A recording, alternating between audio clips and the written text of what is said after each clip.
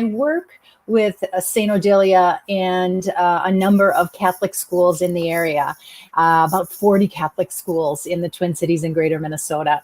And tonight I'm going to talk to you about parenting around COVID, about how to manage all of the stress and anxiety, and how to promote mental health for the kids that we're raising right now. And I've got some really good news for you, and I've got some really concrete strategies. So I'm hoping that you will leave here not only feeling like, yeah, we got this, but also feeling like, oh yeah, there are a couple of things I'm going to be able to do. Dr. Jules taught me some things that are concrete, basic, and I'm going to be able to help my kids with any kind of anything that they're struggling with regard to mental health. So if you would advance the slide, please. Thank you. Here's the good news. What we do in our Catholic schools is wildly protective, even for those kids who have had significant trauma in their life.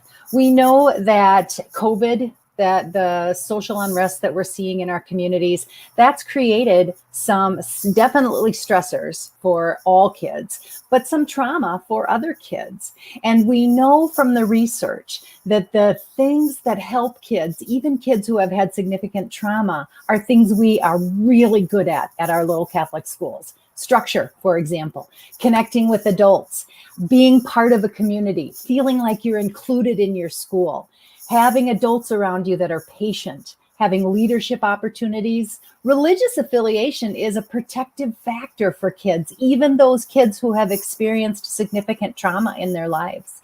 We know that when we engage in acts of charity, that's a protective factor against stress, against stressors, against mental health issues.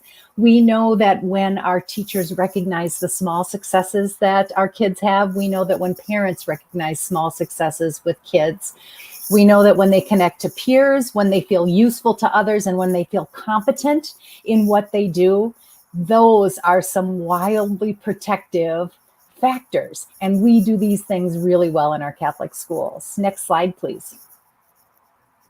Parenting during this time is a little bit more complicated, a little bit more complex, harder for us. Here's what you do. This is sort of an overview of what you do in terms of your mindset of parenting around this. Lead with empathy. So our kids are missing their friends. Maybe you have heard this phrase, it's not mine, but I love it. School has become all vegetables and no dessert, right? They're missing those connections that they have with kids. They're missing the free time where they get to wrestle with each other on the playground. They're missing the casual connections. They're missing all of that fun that school can be. And so we need to have empathy with that, for that. Now, that does not mean that we don't have rules and consequences when they break the rules. It does not mean that we give up all of our parenting strategies, but we lead with empathy. We know that they're going to be more stressed now than they will be when this is all over and than they had been prior to this. We know that what they need most from us is to be predictable and present. They need to know that there's a grown-up in the room, and that's us. We know that when we have conflict with our kids and we try to lecture them or teach them something in that moment, the kids are in a brain state in which no learning can happen. And so if you are in conflict with your kids regarding their behavior, regarding, they got in trouble at school, they didn't do their chores, they're being mean to their brother, sister, understand that during that moment, no learning occurs because everybody's elevated and they're in the fight, flight brain state. So we need to calm down in order to have any learning to occur. Know that their listening ears are open for about a minute when we're trying to teach them a lesson. And if we lecture, if we repeat ourselves, if we nag, they turn them right off. Know that you need to be the same loving parent when they are at their worst as you are when they are at their best. And so when we have to give a consequence, we're not angry, we're not frustrated, we're not disappointed. We understand that consequences are all about skill development, having the skill to do something or being able to pull out that skill based on wherever your brain is. Know that we need to be careful not to oversave them. So one of the best things that's happening with regard to COVID is that our kids are getting skillful with some pretty negative emotions. They are getting able to handle frustration, disappointment, loneliness, not being with their friends, feeling left out, feeling not very good at online school or other forms of school. Know that our kids are getting really good at being skillful with negative emotions, which is really important because it's a great predictor of how they will do in school and how they will do in life. In fact, it's a better predictor than their grade point average. It's a better predictor than their IQ. Being able to manage strong emotions. And if your kid is not able to do that right now, I'm going to give you some concrete strategies to teach them how to do that. We need to have an emotional safety plan, particularly if you are in quarantine in your home, are going long weeks and months without actually leaving the home, and you are sick to death of each other.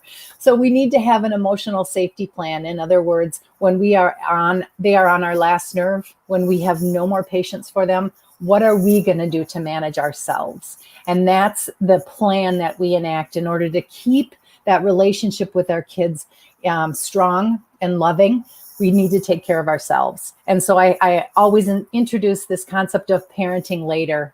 Maybe if you've heard me speak before, you know that I talk about parenting later. And that means that when they have pushed all your buttons, when you have lost your patience with them, when you are ready to yell and scream, you take a deep breath. And you say, I'm going to take a minute. Mom needs a minute. Dad needs a minute. I'm going to take a hot bath. I'm going to go into the cupboard and scream for a minute. I'm going to go into my bedroom and shut the door and take some deep breaths. Parent later. You can always come back to the conflict, always come back to giving a consequence. Next slide, please. Understand that the best predictor of your kids' mental health is the mental health of their primary caregiver. So they can't be better adjusted than we are. If we are really struggling with any sort of mental health issue, if we've got depression or anxiety, if we are having panic attacks, if we're not sleeping, they can't be better adjusted than we are. And so that's what the research tells us. We need to take care of ourselves first. I'm sure you've heard that 1,000 times, but this is why. The research is telling us that our kids can only be as well adjusted as their primary caregivers are. And so it isn't selfish. It is paramount for you to engage in some self-care activities and to take care of your own mental health. Next slide, please. Remember brain science. When we're talking about what's going on right now, psychologists call this adaptation. So because new things are happening all the time, we don't know when we've got a vaccine. We don't know when we're going to be in person, when we're going to be online. We don't know when we're going to get exposed. We don't know when we're going to have to go into quarantine, all sorts of uncertain things. And whenever we are in a phase of uncertainty, psychologists call that adaptation. And it doesn't even have to be a negative thing. It can be a positive thing. When a new baby is born in your home, when you get a new job or move into a new house, getting a new pet, having a new fun vacation to go to. Whenever we are in a phase where things are different, we go into this adaptation phase. And when we are in adaptation, our brain, and this is unconscious, our brain searches the environment for those things that can hurt us, essentially. But what happens, that isn't something that you realize is happening. What you feel is anxious, you feel nervous, you might feel scattered. It might be hard for you to remember things. It might be hard for you to initiate things. You're going to feel unmotivated. You might be forgetful. You might be disorganized. That's happening for you. That's happening for your kids. And this is doubly so for kids who have executive functioning deficits. So kids with any kind of a diagnosis, ADHD, learning disability, autism spectrum disorder, a mental health diagnosis, bipolar, any of those diagnoses, also a feature of those is that they have an executive functioning deficit. So kids with those issues are going to be doubly so unmotivated, scattered, confused, harder to learn things. It takes longer to learn things. It takes longer to demonstrate their knowledge. Structure and routine help us with this because structure and routine remove the cognitive load, or they lessen the cognitive load, if you will. So if you are, if you know what you're going to have for meals all week, if you know what shirt you're going to wear to Zoom, if you know those little tiny decisions that you have to make during the day, if you make a plan for that so you don't have to make those decisions, you will find you have more cognitive capacity for initiating things, for persisting when you get frustrated, for remembering the things that you need to remember, for finding the words that you're trying to come up with. So structure and routine, really important for us, important for them as well. Next slide, please. So I'm going to talk about stress, I'm going to talk about anxiety, and I'm going to talk about depression, the major mental health things that we talk about, and within anxiety, perfectionism. But understand that stress alone is not a problem. Stress alone is not bad. The problem comes when we don't have ways to manage our stress, when we don't have activities to engage in that lower our stress. In fact, the world is made up of stress. School is made up of stress. We take these children and these relatively unstressed brains and we put them into school, and then they are under all kinds of stress because they have to learn things and they have to know how to behave and they have to make sure they remember things, and they get stressed. When they get stressed, remember your brain is an organ, but it's also a muscle. When they get stressed, they change their brains so that they become smarter, right? They're learning things. They're creating neural pathways in their hippocampus where memory and learning live. That's all stressful. But because our brain is also a muscle, it gets stronger. So stress alone is not a problem. It's having stress without any sort of release from stress. I have 3 children. My husband and I have 3 children, and they're grown now. But my middle child, Charlie, is my stressy kid. And he has this really curly, dark black hair. And I could tell how stressed he was by the end of the day, because he would come home, and one stress managing technique he would use in school is he would run his fingers through his hair. So when he came home at the end of the day, I could tell how stressful his day was by how big his hair got. And then I would hear him go upstairs. I'd say, wow, looks like you really had a day. And I'd hear him go upstairs and he'd sit down with his box of Legos. And this is, even at 16 years old, he would sit down with his box of Legos and he would run his fingers through the Legos. And then pretty soon he would feel better. And that was one of the things that helped him manage stress. When we rush in to save them from having stress, we teach them that they're not strong enough to be under stress and also function. And that makes kids scared.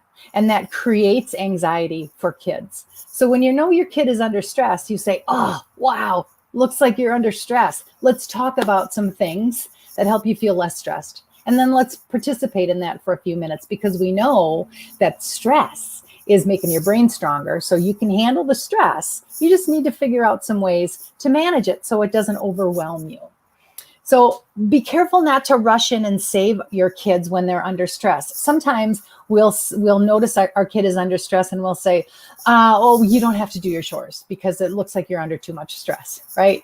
That teaches our kids that they're not able to feel stress and function at the same time. So if they come to you and say, gee, I've just got so much homework this week. Is it okay if I, skip having to do dishes this week? Yeah, you can allow that from time to time, but don't jump in and try to take it away from them. It teaches them that they're too weak. Know that our brains are strong enough to withstand emotional discomfort. Next slide, please. So anxiety, this is what anxiety might look like right now. And stress has been over-pathologized. Anxiety has also been over-pathologized. Understand that anxiety is simply a bell in your head that tells you you've got to do something. So if you're feeling anxious about something, maybe you're feeling anxious about a presentation you have to give, or a paper you have to write, or something that you're doing for work, anxiety should be a bell in your head telling you Have you done anything? Have you started this at all? Have you started studying your spelling list? Test is at the end of the week. Yep, you've got anxiety about it. That's a natural thing that your brain does to prepare you, right? People who have a little bit of anxiety before they perform in any way on the sports field, musical performance, talking to people, giving a presentation, taking a test even. People who have a little bit of anxiety are performing better than those people who don't experience anxiety at all. So anxiety really is our friend. When it becomes so big that we can't function, then we've got an anxiety disorder. But remember this, anytime you run away from that thing that produces anxiety for you, you make the connection between that thing and your anxiety feelings bigger. So if I'm afraid of spiders and I see a spider and I freak out and say, absolutely not, I'm not even going to look at it. Somebody else has to take care of this. And I never get near a spider, I get more afraid of spiders. The same thing happens with things like test anxiety, things like social anxiety, being in a social situation, you start to feel anxious. Sometimes our kids with phones will dive into their phone when they start to feel anxious. That makes the anxiety stronger because they're fleeing it. If instead they were to say, no, I'm not going to do that. I'm going to say something maybe a little awkward. That's going to be fine. Everybody is feeling the same way I am. Help your kids understand that. But when you face the anxiety, when you get brave and afraid at the same time, that helps break that anxiety chain and lowers the anxiety. So you might see this in kids. This is what anxiety looks like right now under stress, under COVID, under the social unrest that we're seeing. It can look like fear and nervousness and hypervigilance. That's kind of what we think of when we think of anxiety. But it also can look like externalizing behavior. So if you have a kid who's so irritable, that's particularly true for tweens, 6th, 7th, 8th grade, and teens. If it's like living with a porcupine, if you feel like you're walking on eggshells with a kid, that is a sign of anxiety and depression, actually.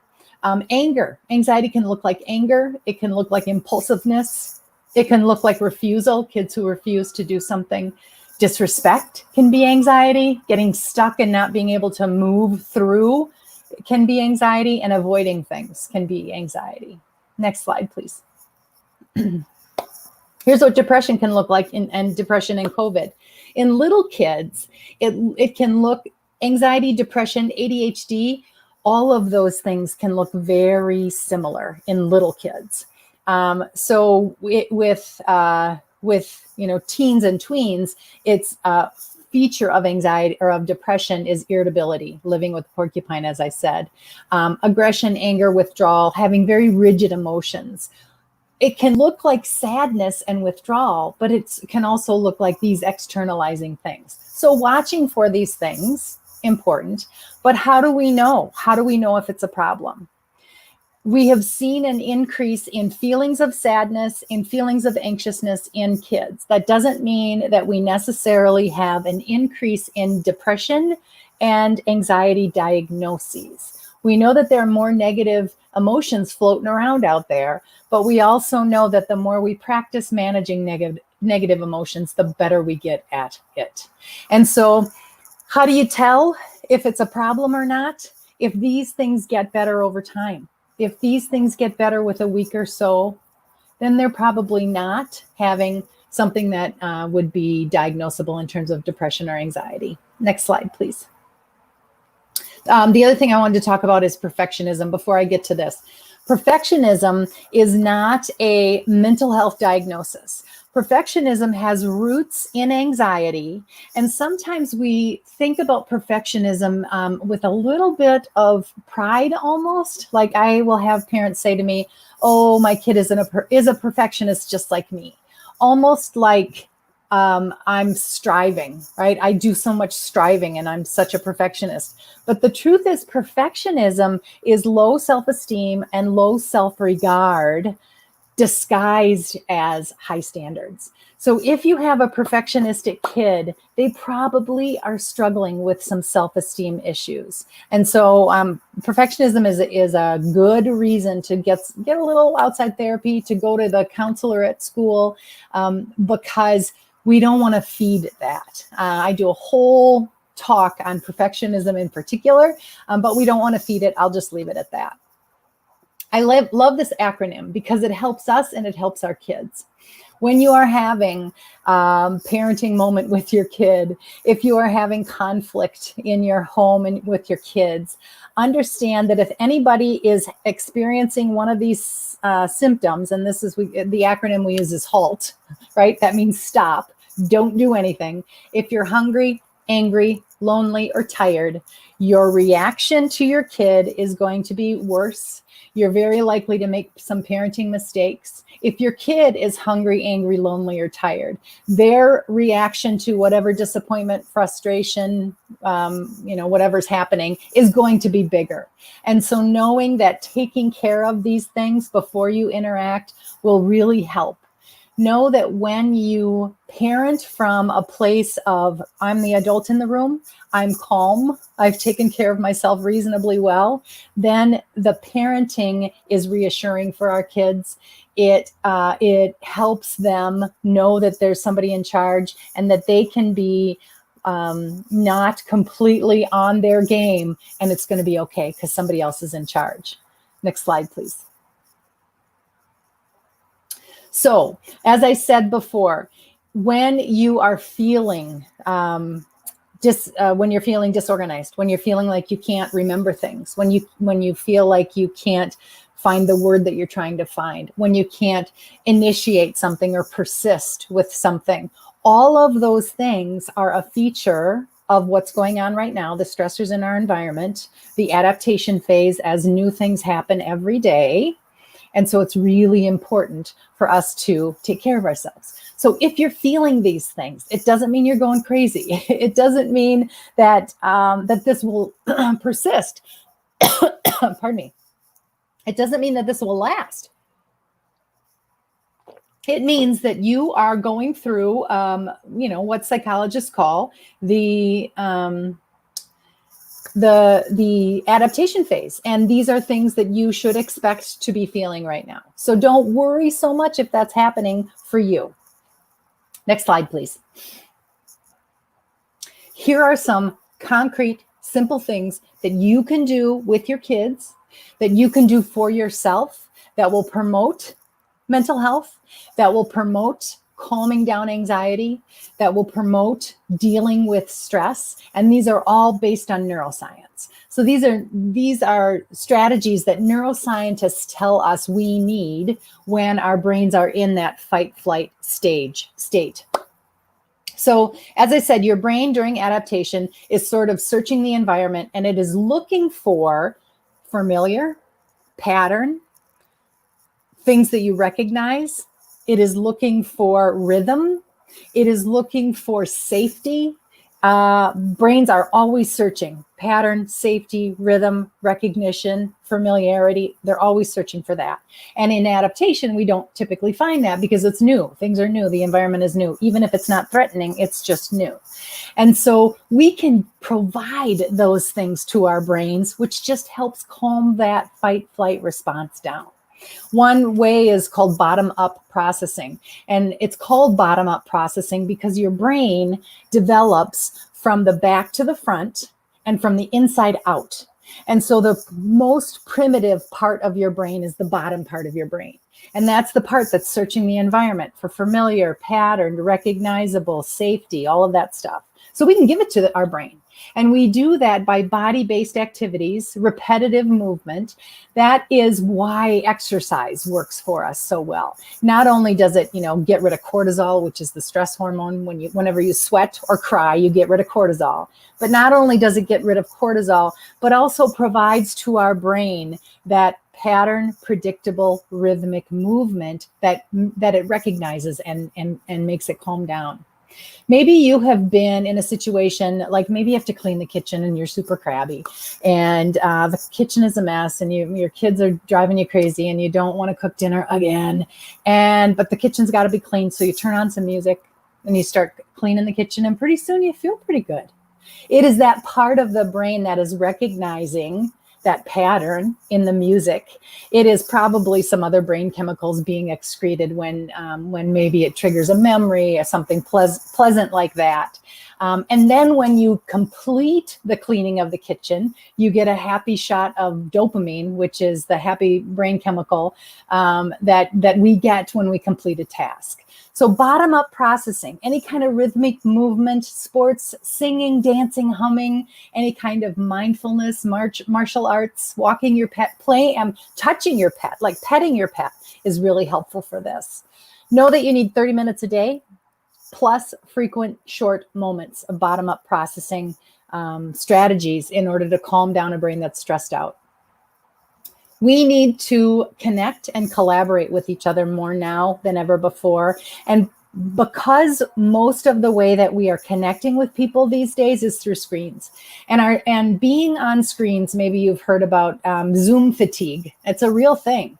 It happens because we've got so much cognitive dissonance going on. In other words, our brain is telling us, well, I can see people on the screen and they're reacting to me, so I know I'm with people, but I don't feel like I'm with people. And so your brain works overtime trying to suss all this out, and that's why you get so tired.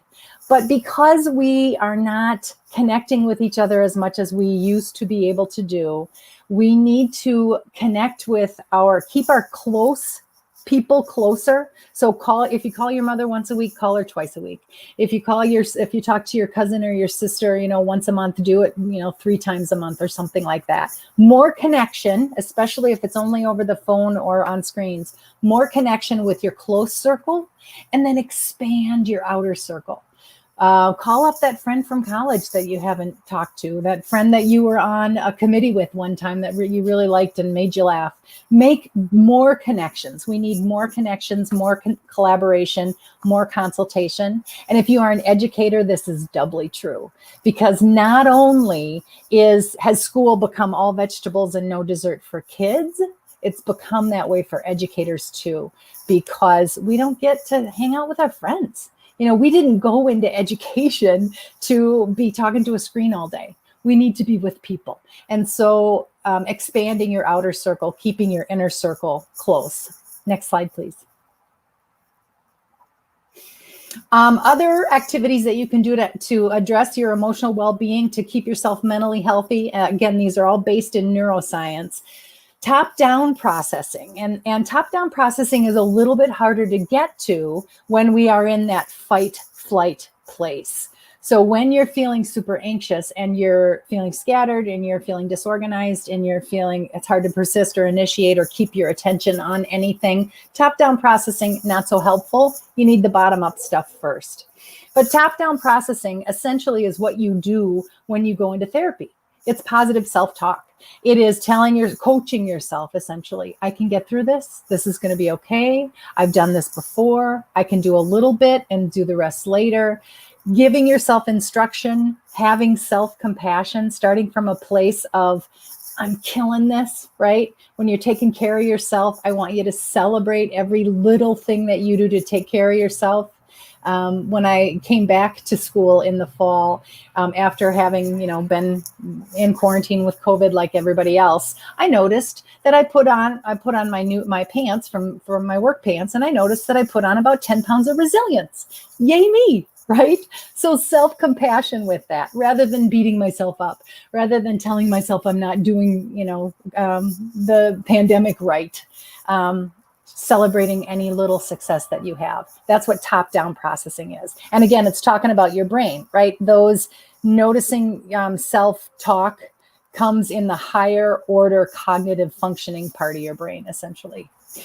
Avoiding, distancing, distracting, and detaching is a very useful, right, and effective tool for when you're feeling all of those things I talked about before that come with adaptation.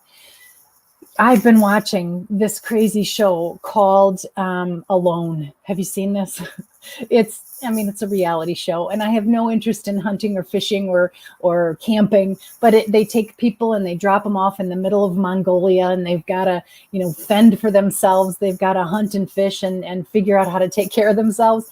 When I watch that, I am so absorbed by that I can't think of anything that's going on, professionally or personally. I can't think of anything that's going on in our communities or our government, because I'm so immersed in that. So anything that you can do, and so long as it is not your only coping mechanism, distraction is a wonderful way to manage all of the mental health fallout that happens with COVID. Limit your exposure to the news. Do not listen to it any more than 3 times a day. Try not to let it be the first thing you do in the morning, and certainly stop it an hour or 2 before you go to bed. Maybe you've heard this term doom scrolling. That's when you sit there and read all the stuff and go, oh no, what's going to happen next? What's going to happen next? And pretty soon you're so elevated. Pay attention to how you feel before you start the news and after you're done with the news. And if you feel worse, limit it. Limit it even more than you do. And please keep the news away from kids. They really don't need to see this, especially on the cycle of news that we get, right? Everything is 24-hour cycle, and it's over and over and over again, the same thing. If your kids have watched any of the stuff that went on at the Capitol, keep it away from them. They don't need to see it over and over again, and it can traumatize them to do that. And so just be careful with what you expose yourself to and what you let your kids see. And then silver linings and meaning making. I love to talk about these because it's a little bit Pollyanna, and I know sometimes I get accused of being a Pollyanna, but the truth is that whenever any of us are exposed to trauma, whenever any of us have some loss in our lives, if we can look at the event with a lens of, what may I take from this? What can I learn from this? How has this terrible event changed my life in a way that actually turned out to be pretty good, and maybe something I wouldn't have known or done or been if I hadn't been exposed to this? We know that Viktor Frankl, who is a famous psychologist, he survived the concentration camps, and he wrote a book called Man's Search for Meaning. And he said that those people who did well, who survived, who got out of the concentration camps, who lived through it, had a few things in common. And one of them was the ability to look beyond this experience to what good might come from it later. They also had in common, they had something to look forward to. So they got involved in something, and then they were involved in service to other people. And that's true for our kids. We know from Anne Marston, who wrote this book called Ordinary Magic, that even though those kids who have been exposed to significant trauma in their lives, the kids who thrive after trauma have in common, they belong to something bigger than themselves. They do good things for other people, or they have had experiences doing good things for other people, and they have a reason to get out of bed in the morning. They're engaged in something. So bringing that into your kids' lives will be protective. Remember all of those things I listed that we do so well at our Catholic schools. We can do them at home too. The more we do that, the more protected our kids will be. Next slide, please.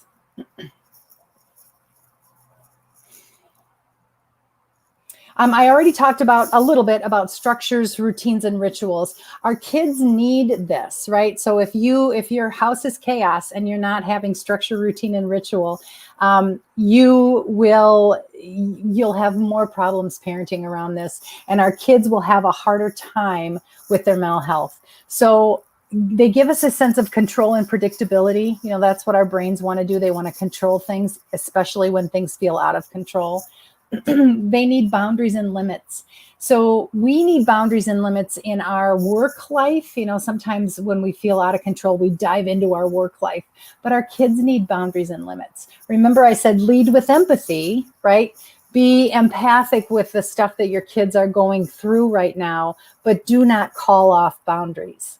I had a parent say to me, you know, we used to limit screen time, but I'm not doing that anymore because I feel so bad for my kids because they can't be with their friends.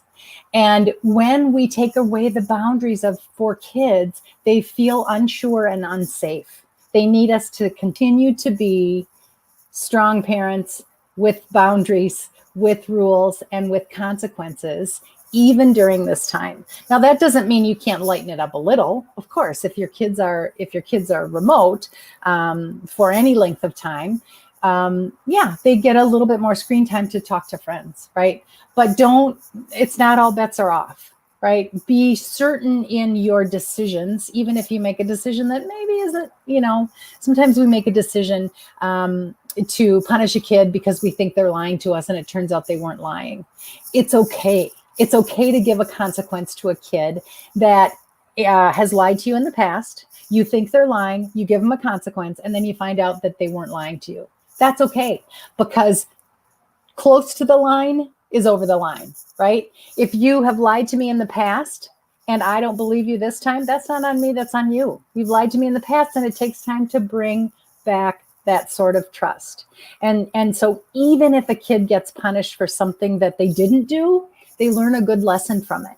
They learn that if they are hanging out with kids who get in trouble and they get in trouble even if they didn't do it, well, look at who you're hanging out with, right? So they get good lessons even if we're wrong in giving our consequence. Our kids and us, we all need more validation. We need more empathy, as I said, and we need more reflective listening. It's hard for us right now to be really present with our kids because we've got so much other stuff going on.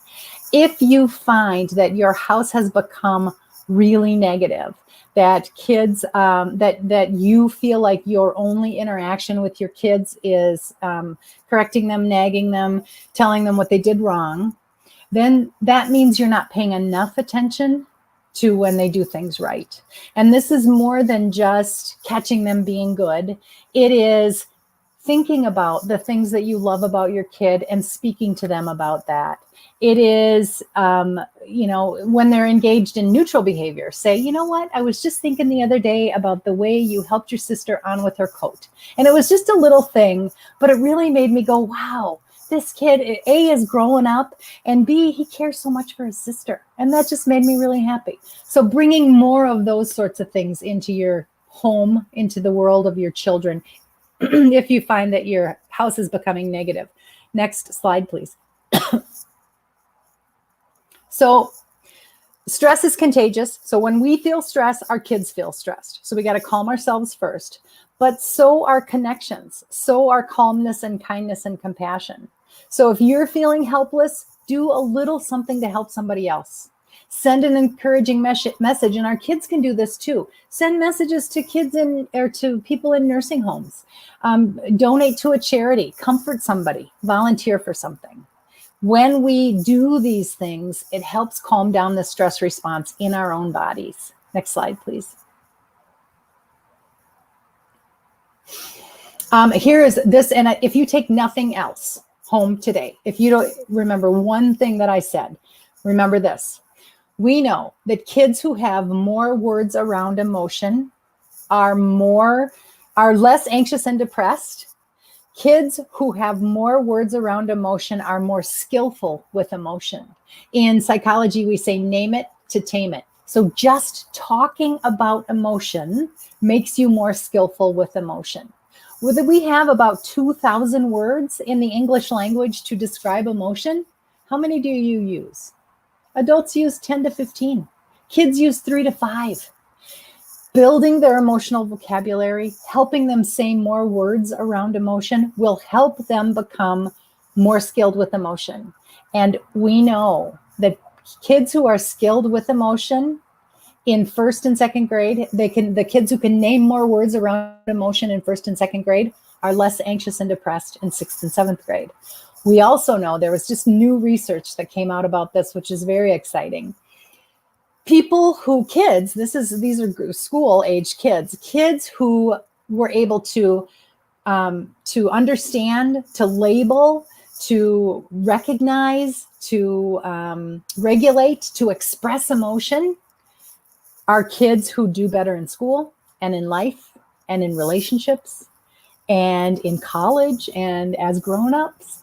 People who have emotional intelligence, who are skilled with emotion, have better outcomes. And that's a better predictor than any other predictor we have.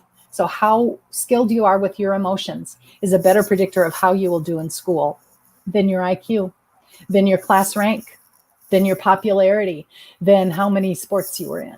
So building kids' skill with emotion, emotional vocabulary, really important. Next slide, please.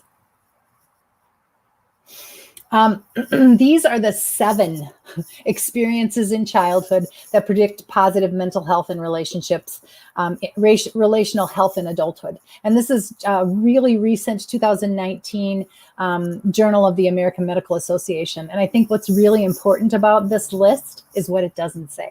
So they can talk to their family about feelings. You see, that's number 1. They feel like their family stands by them in difficult times. That doesn't say that my family solved my problems, that they took my stress away, that they called the teacher when I got a bad grade. It doesn't say that. It said they were there, they listened to me, and they were on my side. Kids who enjoy participating in community traditions, which we do very well in our Catholic schools. They feel like they belong in school. They have friends that support them. Remember that your kid does not need 15 friends. And in fact, it's better if your kid has 1 or 2 good friends. They don't need a big group of friends that gets really complex and can, stir up some drama, especially in middle and high school. They need a couple of good friends. They need 2 non-parental adults who they feel take a genuine interest in them. That's coaches, that's teachers, that could be auntie and uncle. 2 non-parental adults who take an interest in your kid is what they need to have positive mental health now and in the future. And then they feel safe and protected in their home. Notice what it doesn't say. It doesn't say they went to 17 different kinds of lessons. It doesn't say they were the most popular kid in class. It doesn't say that they had money, that they had wealth. It doesn't say that they were the top of the class. They were the smartest kid. It doesn't say any of that. These things are what predict mental health for kids. Next slide, please. So I talked about normalizing all this, right?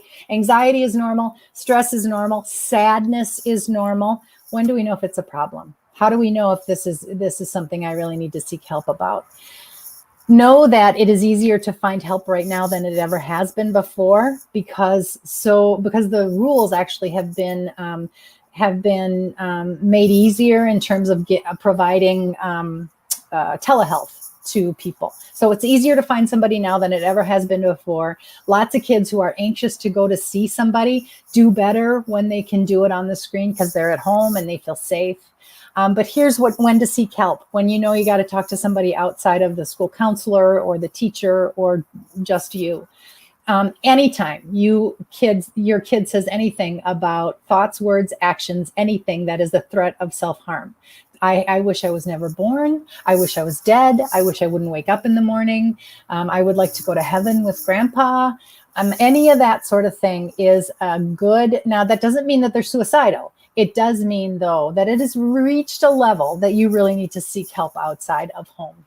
Any changes in sleep, eating, or engagement, being interested in the things they used to be interested in, that lasts 2 weeks or more. So if it doesn't start to get better after a week, and in fact, if it gets sharply worse, good time to go and seek some help. Any loss of interest in friends or hobbies that persists for more than 2 weeks. For a kid to have a diagnosis, you can have a kid with anxiety who needs therapy for the anxiety and not necessarily meet criteria for a diagnosis. For a diagnosis, it really has to impair their everyday functioning. And for kids, that means school, family relationships, friendships, right? So if they can't go to school, if they all of a sudden have no friends, then we know that their symptoms are severe enough for diagnosis. And then last slide, please. So this is a summary. I talked about all these things already. Kids are under more stress now, but stress is not pathological. And in fact, the more stress that they have now and learn how to manage, the stronger they will be as adults. They are being prepared right now for the stuff that's coming at them, right? We tend to try to oversave our kids from negative emotion, but that's not very helpful because it doesn't prepare them for the actual world that they're going to have to live in. Remember that feeling anxious is normal and actually helpful. Our kids can't do better emotionally than we are doing. They need us to be present and predictable. They need some of our attention every day. Schedule it if it feels like you're not giving them enough attention. Schedule some times. We can do a number of simple things to help our brains when we're feeling all of those cognitive effects of stress. Remember, HALT, hungry, angry, lonely, and then talking about emotions. More words is better. The more words kids have around emotions, the better adjusted they will be, and then know when to seek help. That's it. That's all of my slides. That's everything that I have to say tonight. And I'm wondering if we have some time for questions. I think that you can just put the questions right in the chat. I'm getting this question. How can parents help their children to manage fear and stress? Good question. So stress, we know, is the cognitive heavy lifting of living, right? And so we think about those things that make our stress dissipate a little bit. And we talk to them about when you're feeling stress, maybe where do you feel it in your body and how can you make yourself feel better? Is it watching a video? Is it reading a book? Is it taking a hot bath or shower? Is it petting your cat or dog? Is it singing a song? Is it riding your bike, going outside, kicking a ball? All of those things, and have a list of things that they know make them feel better so they can try all these things when they're feeling stressed. The fear thing is really important because it's so important for us to teach our kids that they can be afraid and brave at the same time.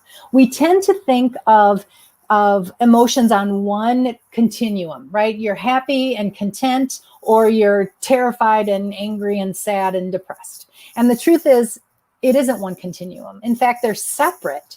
You can be happy and grieving at the same time. You can be brave and afraid at the same time. So teaching our kids that they are able to do these things and then giving them examples of when they did it before. So maybe you have a kid who says, I'm afraid to go to school. What if, I'm afraid of what's going on in our communities. And what if something happens to you at school? You can say, yeah, I know. It sounds like you're having some fear. And I know that you've handled fear before. Like, remember the very first time you saw that dog that you were afraid of? And remember how you talked to yourself about being brave, and then how you were able to approach the dog and talk to the dog. And then pretty soon you were able to pet the dog. And now we have a dog, right? So give them examples of times in the past where they were able to manage fear and manage stress, and then help them create a list of coping mechanisms. Other questions?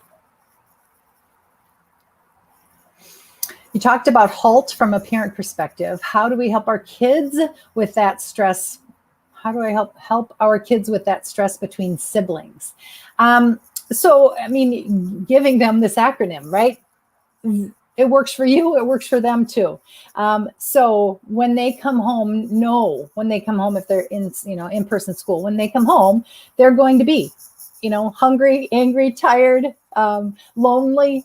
They're going to be all those things. And teaching your kids this acronym and checking in with themselves, doing this does a couple of things. It helps them put more words around emotion.